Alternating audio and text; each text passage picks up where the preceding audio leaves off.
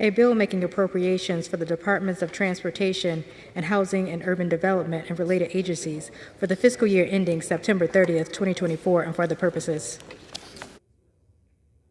When the Committee of the Whole rose earlier today, Amendment number 30, printed in Part B of House Report 118-261, offered by the gentleman from Oklahoma, Mr. Burcham, had been disposed of.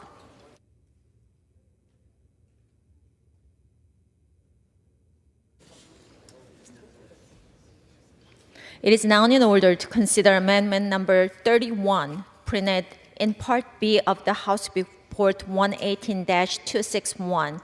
For what purpose does the gentleman from Alabama seek recognition? I have an amendment at the desk. The clerk will designate the amendment.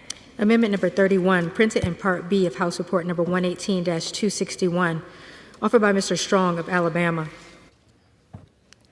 Pursuant to House Resolution 838, the gentleman from Alabama, Mr. Strong, and a member opposed each will control 5 minutes. The chair recognizes the gentleman from Alabama. Thank you. I rise to offer an amendment to H.R. 4820, the Transportation, Housing, and Urban Development Fiscal Year 2024 Appropriations Bill. My amendment is simple. It expresses Congress's support for public housing authorities to conduct drug testing as a condition of receiving benefits. My colleagues across the aisle will argue that the purpose of this amendment is to punish. I want to be clear. The purpose of this amendment is to protect. It is to protect taxpayer-funded resources and ensure that they are available for those that truly need them and are prepared to make positive contributions to society. Drug testing would put drug abusers on notice to provide a clear incentive to get off of drugs and to work towards self-sufficiency.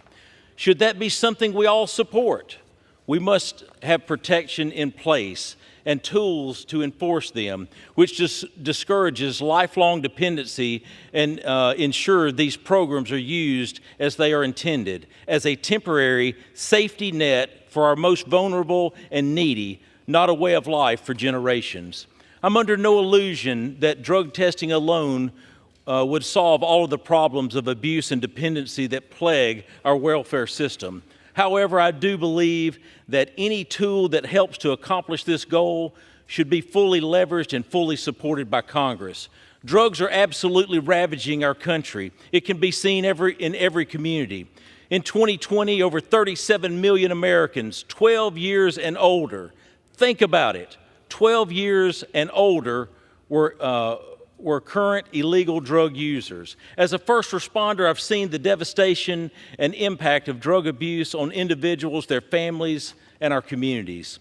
We have a real drug problem on our hands in this country, and it is not getting any better with this administration's border policies, which allows massive quantities of illicit drugs, including fentanyl, to pour into our country. Not only would drug testing ensure the responsible use of taxpayer-funded benefits, it would also provide a valuable opportunity to identify drug users and connect them with existing resources to get the help that they need. Voting against this amendment ignores the obligation we have to the American people to be responsible stewards of their hard-earned taxpayer money. Voting for this amendment sends a clear message to each of our constituents, protecting federal resources for those who wish to improve their lives and break free from the cycle of dependency is a priority of Congress. I reserve the balance of my time. The gentleman from Alabama reserves. Any member seek time in opposition?